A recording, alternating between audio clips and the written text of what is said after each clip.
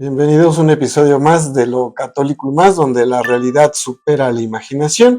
El día de hoy, para ya también cerrar, ¿verdad?, este caso del obispo Rangel, vamos a ir reaccionando a un video que nos pusieron en los comentarios, que es: el obispo Rangel se pone al nivel de Cristo, Paco Cruz le recuerda.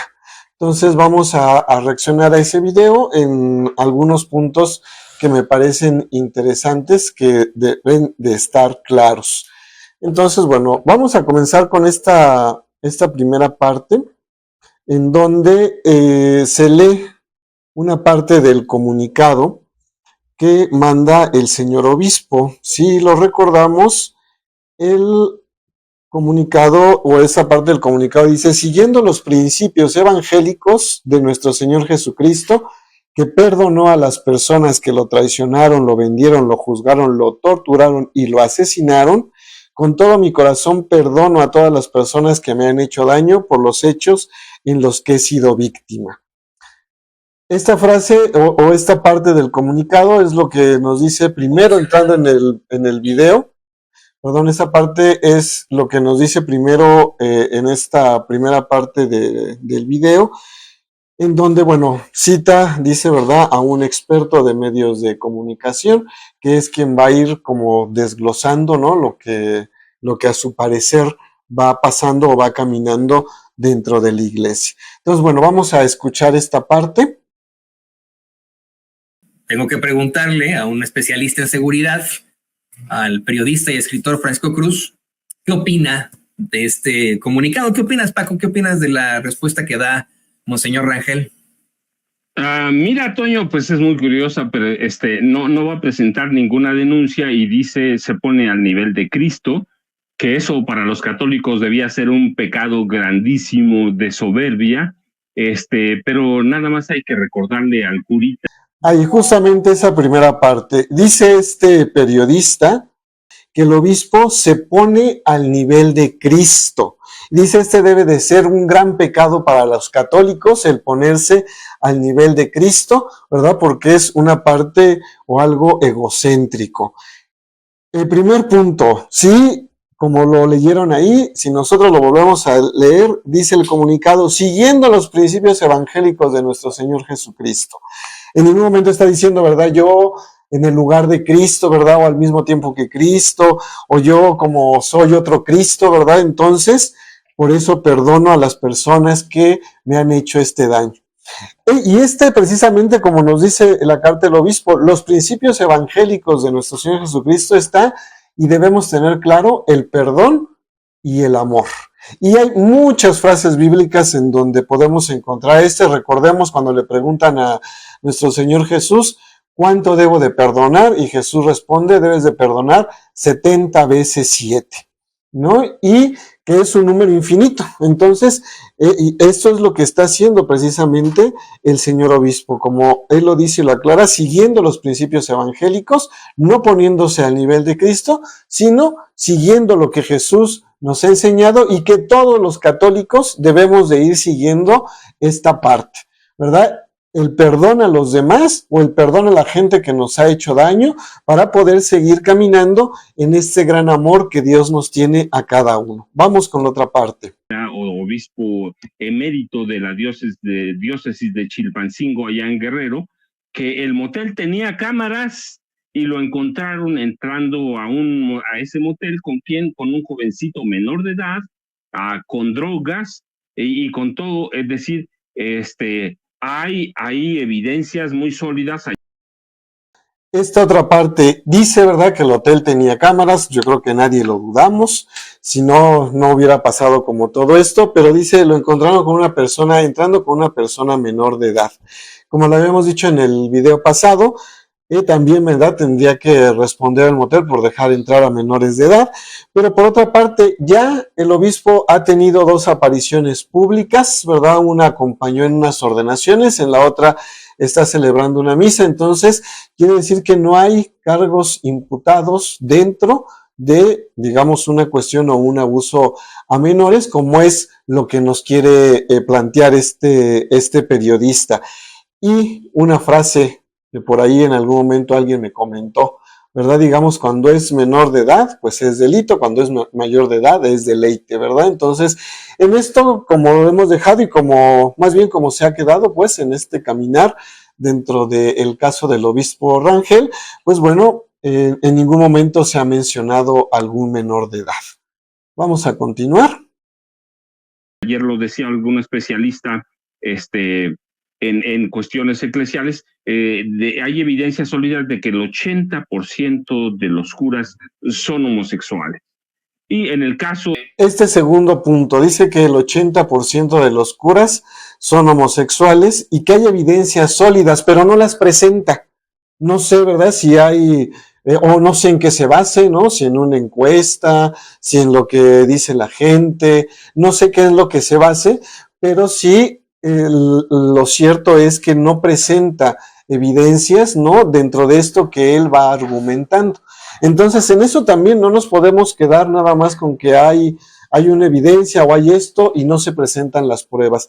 Si hay una cuestión, tenemos que ser también pues contundentes para poder asegurar ciertas cosas, ¿verdad? O para poder asegurar esta parte que él nos está presentando de que el 80% de los sacerdotes católicos son homosexuales. Entonces, en esa parte sí también, ¿verdad? ¿Cuáles son esas evidencias contundentes que él tiene para poderlo hacer o para poderlo anunciar como de esta manera? No sé, como les digo, si haya una encuesta a los feligreses, no sé si a lo mejor también está inmiscuido, ¿verdad? En este ámbito o en ese ámbito y sabe, ¿no? Pero ¿cuáles son sus fuentes sólidas o cuáles son la parte sólida que él quiere, ¿verdad? O que va a argumentar en torno a esto, cosa que no presenta en el video. Del obispo emérito, pues mira, nada más lo agarraron con qué, lo agarraron en el motel, drogado, lo agarraron con Viagra, lo agarraron con su novio, y yo digo, pues es eso, mira, ¿por qué va a presentar denuncias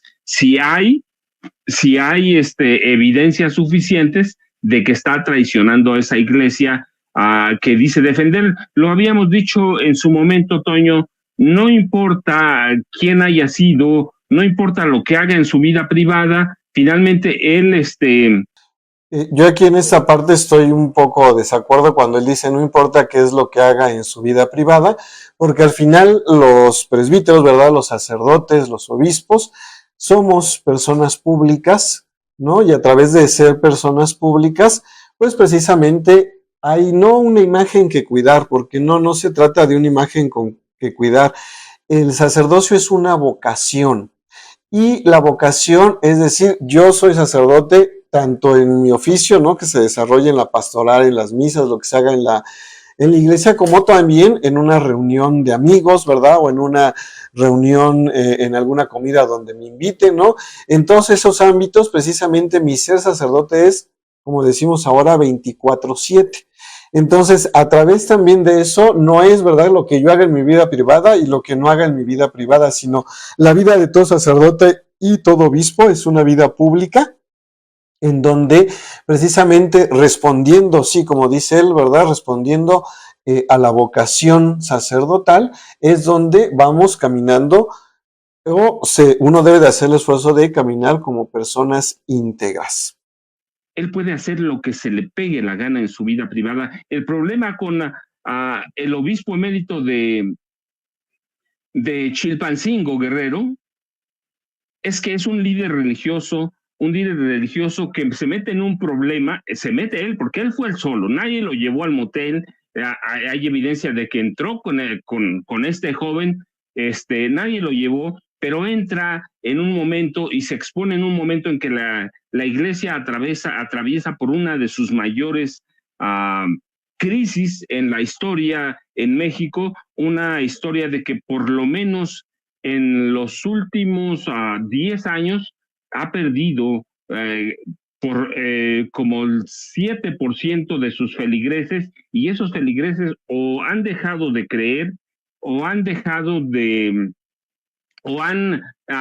se han hecho conversos a otras religiones, incluso algunas de Estados Unidos. Aquí en esta otra parte creo que es cierto, la iglesia está viviendo actualmente una crisis muy fuerte, ¿no? Y una crisis muy fuerte que, como dice él, se ve en el desprendimiento, pues, de feligreses que hay, pero sí, lo va a decir él más adelante, en lo que sí no estoy de acuerdo es a través, ¿verdad? Que esto se ha dado a través del comportamiento de sus sacerdotes o de sus obispos, ¿no? Sino más bien creo que todo colabora, ¿no? O sea, tanto sí colaboran los antitestimonios que hemos visto, ¿no? Ante testimonios que hemos vivido. Más adelante él va a decir que tenemos, ¿verdad? En México una crisis súper grande, ¿no? Porque se ha encubierto a los mayores pederastas. Creo que ahí está la cuestión del padre Maciel, que también él menciona, ¿verdad? Que bueno, al final el padre Maciel fue enjuiciado, ¿verdad? Se le retiró y bueno, ya en paz descanse. Pero también creo que depende mucho o va en conjunto, como les decía, de cómo en casa también somos educados en la fe, ¿verdad? Porque también si en casa no somos educados en la fe, si en casa no vamos a misa, si en casa no hacemos oración, entonces los nietos o los hijos o los nietos, ¿verdad? También pueden ir buscando otras maneras de creer en Dios. Si en casa también no les hemos bautizado y no por un testimonio, sino porque no tenemos una fe definida, porque no tenemos una fe firme, entonces también vamos buscando otras cosas, ¿no? Yo siempre también, otra parte, ¿no? De repente, gente que va a misa, que se dice católica 100%, ¿no? Y luego decimos católica, apostólica y romano, ¿no? Y muchas veces también a través de eso decimos, pero me voy a hacer esta limpia, ¿verdad? Por si las dudas, por si Dios falla, entonces hago esto. Entonces, más bien creo que es un conjunto de cosas que nos han llevado a esta crisis que no solamente se vive en México, sino también es una crisis que se está viviendo a nivel mundial en la falta de sacerdotes, ¿verdad? En el desprendimiento también de la feligresía, la falta de vocaciones, ¿no? Que es algo que vamos viviendo de una manera global en la Iglesia Católica, no solamente en la Iglesia de México. Unidos que en 1970 no tenían presencia aquí en México y que hoy tienen por lo menos 14 millones de feligreses, una iglesia que está en crisis. ¿Por qué? Porque personajes como el obispo emérito de Chilpancingo han tenido relaciones o protegen a criminales, a delincuentes, a capos del narcotráfico, es decir, una iglesia que se ve involucrada en escándalos de narcolimosnas, pero desde hace por lo menos 20 años, ¿eh? Una iglesia que no es polémica, sino que es protectora de los mayores pederastas que hay en este país, una iglesia que no entiende lo que es la libertad de creencias, la libertad religiosa, una iglesia que se ha alejado mucho de sus feligreses, una iglesia que prácticamente aplastó y desbarató a la teología en diferentes puntos que abarca, creo que primero es normal, ¿verdad? Me parece que es normal debido a la emigración o a la migración, ¿no? Lo que dice él, ¿no? Que en 1970 no había presente o no había de manera tan fuerte presencia de iglesias protestantes en México como las que había en Estados Unidos, pero me parece que precisamente esto, ¿no? Ante el vaivén de migrantes, ¿verdad? Si la gente de México llega a Estados Unidos y allá encuentran, precisamente como todos conocemos, ¿verdad? Encuentran muchas sectas o muchas cuestiones cristianas, y en esta búsqueda de Dios que tienen allá a través de verse lejos de la familia, a través de las dificultades que enfrentan, y se apegan de esa manera a Dios, me parece que es lógico regresar a México y decir, mira, esta fe profesado allá, ¿no? Y que haya digamos, este intercambio, ¿no? De religiones o este desprendimiento hacia otras religiones a través de un fenómeno migratorio. Por otro lado, también me parece, tiene razón, una iglesia que se ha alejado de sus feligreses. Creo que en esta parte sí hay una cuestión en donde como presbíteros primero, ¿verdad? Sí tenemos que buscar la atención de las necesidades espirituales, ¿verdad? Y la ayuda también en la caridad a nuestros feligreses.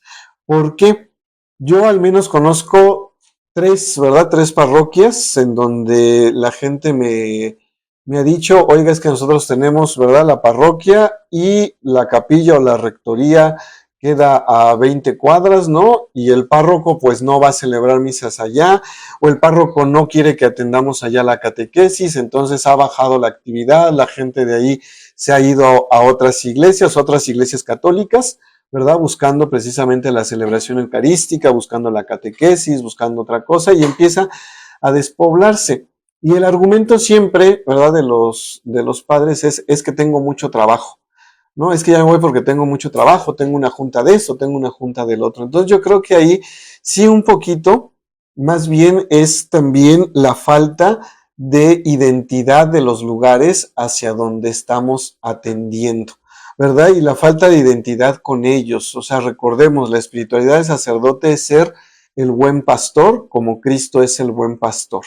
Y ser el buen pastor es conocer a las ovejas, ¿verdad? Conocer el lugar en donde viven ellas, estar con ellas, caminar con ellas, ¿no? Vivir las mismas situaciones que viven. Y creo que sí, en esta parte, en una culpa que hay es no poder atender, ¿verdad? Las necesidades que hay de la gente. Ayer precisamente platicaba con una persona que es feligres y me decía que había fallecido uno de sus familiares. El padre había quedado de ir a celebrar misa a las 10 de la mañana, ¿no? Del cuerpo, ¿cómo se llama? Presente. Y después resulta ser que a esa hora se presenta la secretaria y dice, ¿sabe qué? El padre no puede venir, entonces va a mandar a un ministro, ¿no? Creo que esos detalles son también lo que hace que nos mantengamos lejos del pueblo, que nos mantengamos lejos de la feligresía y que la feligresía pues responda con otras actitudes, ¿no?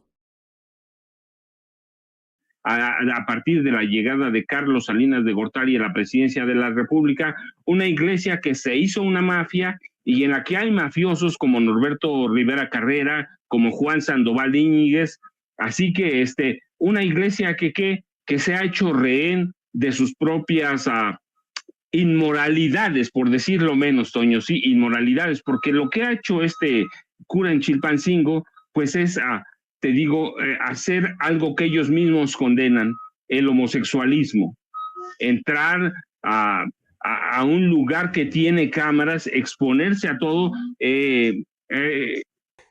Me parece aquí importante que podamos señalar, yo no creo que haya, como dice él, una mafia, ¿no? Porque prácticamente está ligando a mafias, ¿no? A la iglesia y al gobierno, y por eso dice con Carlos Salinas de Gortari, ¿no? Se acaba lo de la teología de la liberación, ¿no? Y que señala como parte de una mafia a Norberto, ¿no? Y a Sandoval.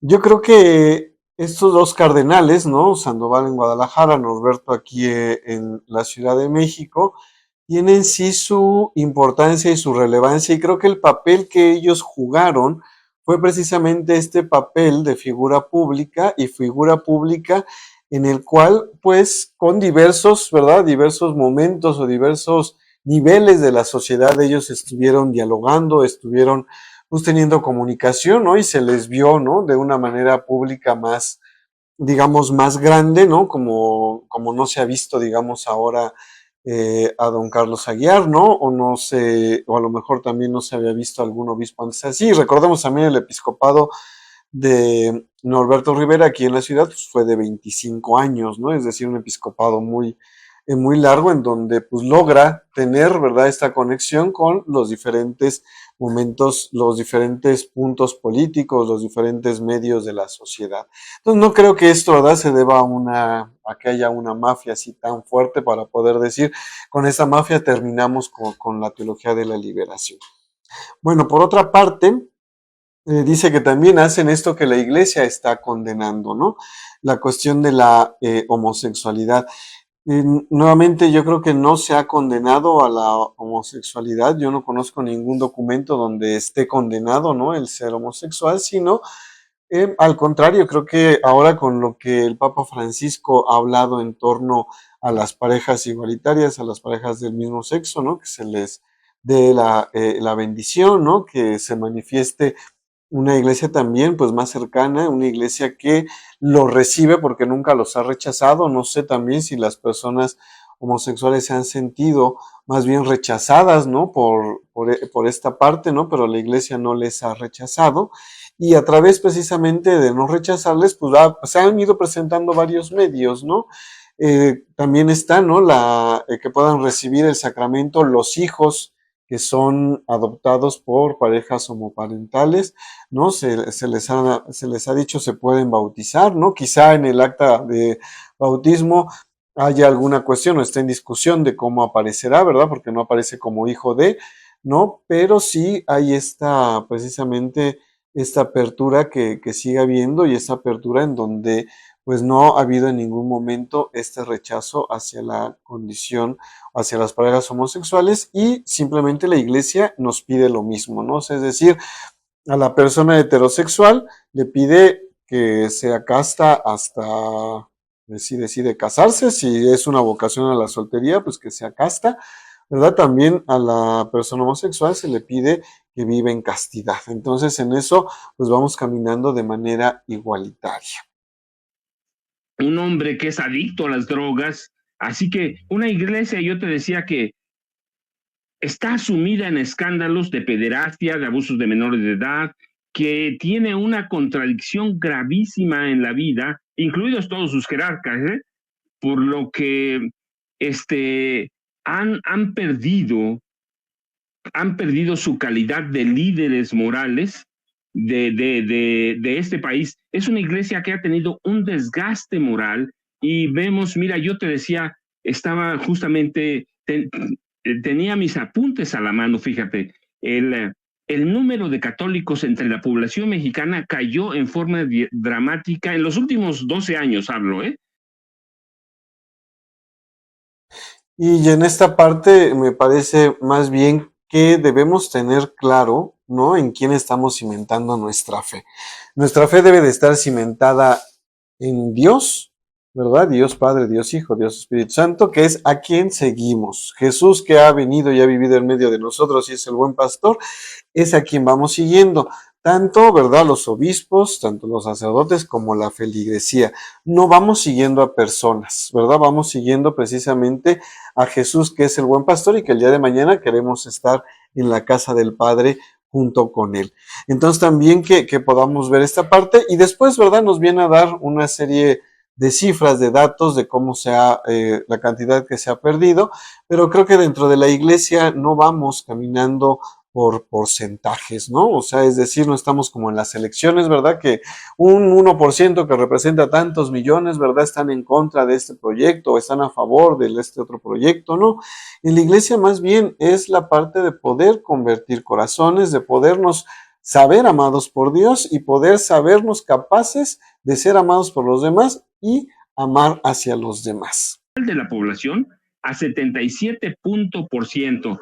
Es decir, aunque prevaleciera una práctica religiosa sincera que no prevalece, es insuficiente e ineficiente por los problemas morales que enfrentan personajes como el obispo emérito de Chilpancingo. Aquí en esta parte nos dice que no prevalece una práctica sincera religiosa. En esto creo que sí, realmente nadie se puede meter en la conciencia de cada quien, ¿verdad? Ni en la conciencia de los feligreses, ni en la conciencia de del clero, pues, sacerdotes y obispos, ¿no? Nadie se puede meter en nuestra conciencia más que solamente nosotros y Dios. Entonces, somos los únicos que sabemos, ¿verdad?, qué tan sincera es nuestra práctica religiosa o qué tan no sincera es, pero no podemos generalizar que porque haya mucha feligresía o poca feligresía, no sea sincera la práctica religiosa que vamos teniendo. Mira, hay datos, el porcentaje de cristianos evangélicos pasó en 10 años del 7.5% de la población al 11.2%, en 12 años, discúlpame, lo que representa pasar de 10 millones a poco más de 14 millones. Y el grupo de no creyentes suma ya 13 millones de personas, entre creyentes, entre ateos, entre agnósticos. Y mira, y del otro lado están los grupos evangélicos y pentecostales de Estados Unidos. En 1970 no tenían un solo feligrés. Hoy tienen 14 millones. Y esta otra parte creo que precisamente no nos vamos, ¿verdad? La iglesia pues va siguiendo a través de la conversión de cada persona, a través de la entrega de cada persona y a través, ¿verdad?, de la libertad. Dios es tan grande que nos da la libertad de poder creer en Él o no creer en Él. Entonces, también esos datos que nos va dando, digo, creo que sí representan una pérdida, pues, en cuestiones de feligresía, pero no es como una cuestión de decir es que este porcentaje no está de acuerdo con este proyecto, porque al final la iglesia es un proyecto de Dios y hemos ido caminando con eso a lo largo de más de 2000 años. ¿Producto de qué? De que mientras la iglesia se regocija en sus inmoralidades y en sus comodidades, los feligreses van para otro lado, necesitan otras guías, pueden ir los curas con la Biblia en la mano, pero nadie les cree, Toño. Todo mundo, no todo mundo, pero millones incluso pueden ir a la iglesia, pueden ir a misa, pero no siguen el ejemplo de los curas porque son curas muy alejados de esa feligresía. Así que mira, yo te decía, por ejemplo, el número de ateos aumentó 100% en Y bueno, esta parte, ¿verdad? Recordemos siempre a quien seguimos, pues no, la feligresía no sigue al cura, pues el cura enseña lo que Jesucristo nos enseñó, nos transmite la fe, ¿verdad? Nos transmite precisamente estas enseñanzas, nos transmite el poder caminar en comunidad, pero pues definitivamente no se sigue al cura. Quien seguimos es a Cristo, buen pastor, ¿verdad? Quien seguimos es a Dios. Entonces sí que nosotros podamos a lo mejor revisar cuáles son nuestras bases en la fe, ¿verdad? ¿Qué es lo que nos va transmitiendo cada sacerdote que ha estado en nuestra comunidad? Cómo eso ha ido cimentando y ha ido reafirmando nuestra fe para poder seguir creciendo en este ámbito. Entonces, en esa parte, ¿verdad? Qué bueno que la feligresía no sigue precisamente a los sacerdotes, sea por cuestiones buenas o sea por cuestiones malas, sino vamos siguiendo a Cristo buen pastor. Y como nuevamente nos vuelve a dar datos del ateísmo, como les digo, Dios en su infinita bondad y en su infinita grandeza nos hace tan libres de poder creer en Él y no creer en Él. 12 años.